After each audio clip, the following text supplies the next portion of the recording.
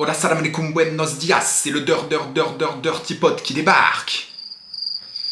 Ouais, je sais pas si c'est ouf ça comme intro. Je sais pas trop.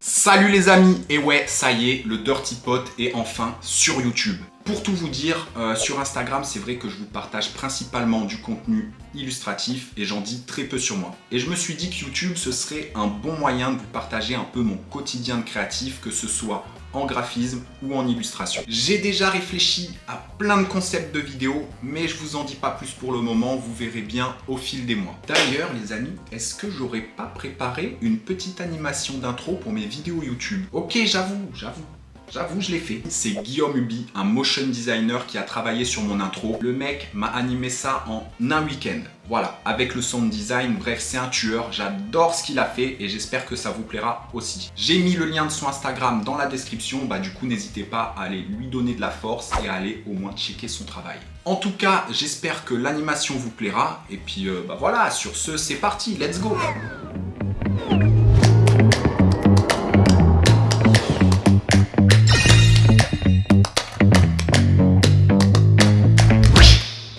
Bon les amis, vous en avez pensé quoi de cette petite animation d'intro? C'est de la patate, non? C'est de la patate! Moi j'adore, je suis trop fan les gars, je suis trop fan, ça me représente vraiment, c'est trop mon délire.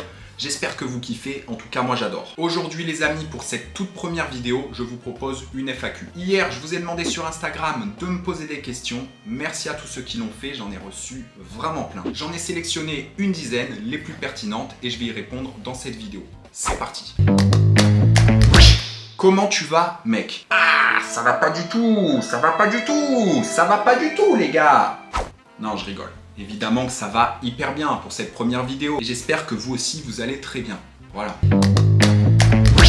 Tu as commencé quand le dessin? En vrai, les amis, je crois vraiment que je dessine depuis toujours. En tout cas, mes premiers souvenirs, ils remontent à la maternelle. Je crois que c'est un peu là d'ailleurs que tout a commencé. Comme vous le savez, à cette période, on n'a pas énormément de travail de classe. Pour nous occuper le lundi matin, on avait un carnet de dessin et on devait tout simplement dessiner ce qu'on avait fait pendant le week-end. Et moi, j'adorais ça. Je prenais trop au sérieux, même si j'avoue des fois, je mitonnais un peu dans mes dessins. Voilà. Je me dessinais un peu dans des situations qu'un enfant de 4 ans n'aurait tout simplement pas pu assumer.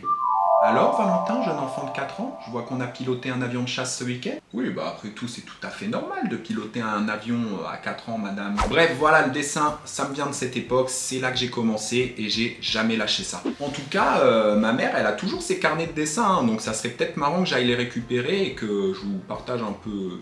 Voilà ce que je faisais et qu'on analyse tout ça dans une prochaine vidéo YouTube. Je me dis que ça peut être hyper drôle parce que dans mes souvenirs, il y a vraiment des déliriums... Le mec...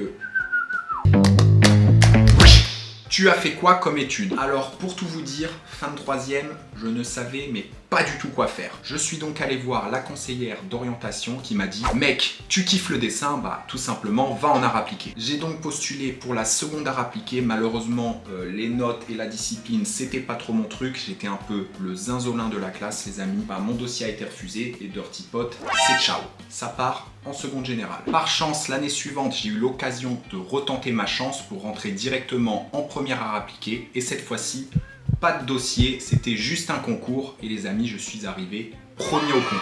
Donc, j'ai été pris. Je suis allé jusqu'en terminale art appliqué. Voilà, c'était trop bien. Je me suis régalé et j'ai passé mon bac et j'ai eu mention très bien. Ouais, mention très bien, les gars. Ouais, Dirty Pot a eu mention très bien. Bref, moi, à ce moment-là, je suis plein d'ambition. Je me dis, mention très bien, toutes les écoles vont m'accepter. Aucune école ne m'accepte, sauf un petit BTS design graphique à Marseille. Il était situé dans les quartiers nord. C'était le BTS le plus minable qui puisse exister. Il était claqué au sol. Au final, on avait tellement rien à faire que moi j'en ai profité pour perfectionner mon style en graphisme et en illustration et aussi faire mes premiers freelances. Ensuite, pour la licence et le master, je suis parti à Paris dans une école privée qui est l'ECV Paris. J'ai fait une licence spécialisée en identité visuelle et mon master 1 et mon master 2 spécialisés en typographie et dessin de caractère. Est-ce que tu vis de l'illustration? Alors oui les amis, je vis de l'illustration en tant que freelance, mais j'ai quand même fait des études dans le monde du graphisme et à la fin de mon cursus scolaire, j'ai dû faire un stage. Je suis donc parti dans l'agence de publicité BETC à Pantin et ils m'ont ensuite embauché en tant que directeur artistique. Je trouve que c'est hyper important de garder un métier à côté de l'illustration parce que mine de rien, à l'agence, chaque jour, je rencontre des personnes dans le milieu artistique et je trouve ça super enrichissant. Pour moi, le graphisme, c'est hyper important dans l'illustration. Je trouve que c'est indissociable même. Enfin, t'apprends des notions de typographie, de mise en page, t'apprends plein de trucs sur plein de logiciels différents et du coup, je trouve que c'est un vrai complément à l'illustration. Si je faisais pas de graphisme, je suis sûr que mon style illustratif serait peut-être totalement différent. En tout cas, je me régale dans les deux, j'ai le temps de faire les deux, donc je compte bien continuer comme ça.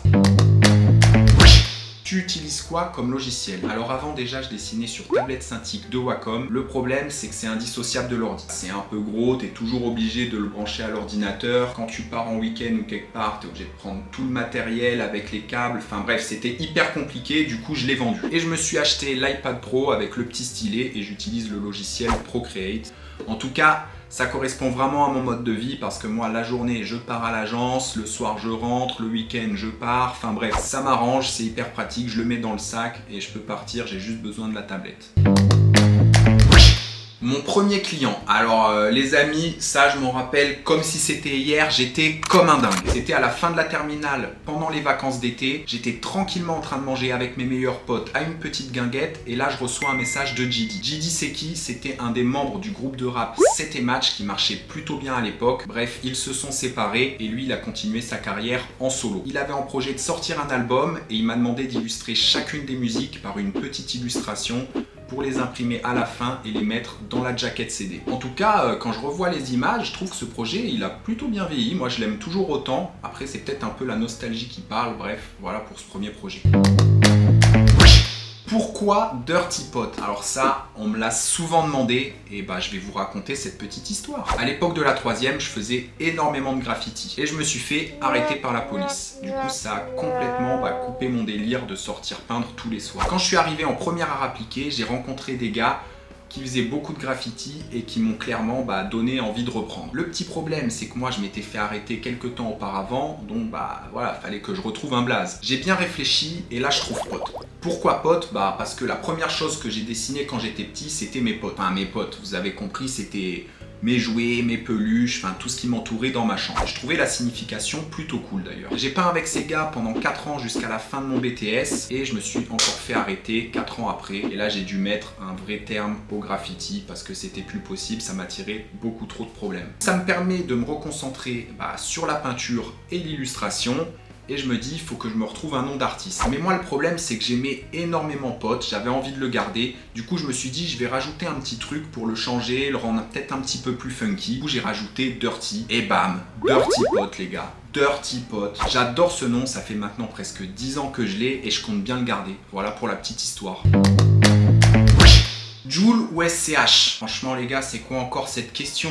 Pour moi, il n'y a pas de débat, c'est Joule. Après, j'aime beaucoup SCH, j'ai rien contre lui, mais pour moi, le boss, c'est Joule. J'adore sa mentalité, je le trouve hyper cool, et puis bon, il est hyper inspirant comme gars. Vous avez vu sa dynamique de travail, là, il sort des albums 2 fois par an, enfin, c'est un délire, c'est un artiste hyper complet. Quand t'es artiste, de voir un autre artiste se donner comme ça dans ce qu'il aime, voilà, ça inspire, ça te donne clairement envie de te dépasser et de donner encore plus chaque jour. Moi, il m'inspire humainement, je dirais. Donc voilà, Joule les gars, et puis bon, Marseille, tout ça, voilà.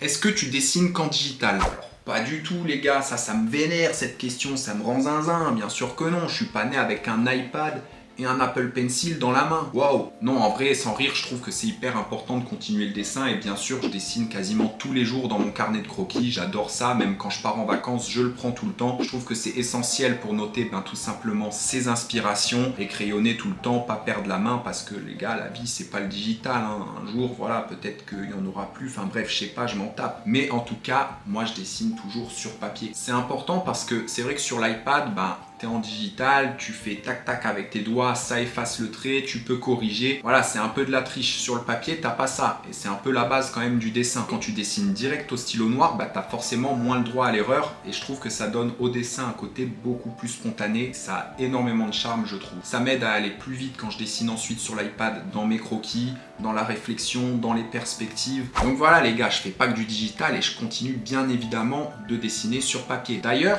je prépare une petite expo là en ce moment de peinture. J'ai hâte, je vous prépare une vidéo à ce sujet. J'ai vraiment hâte de vous montrer.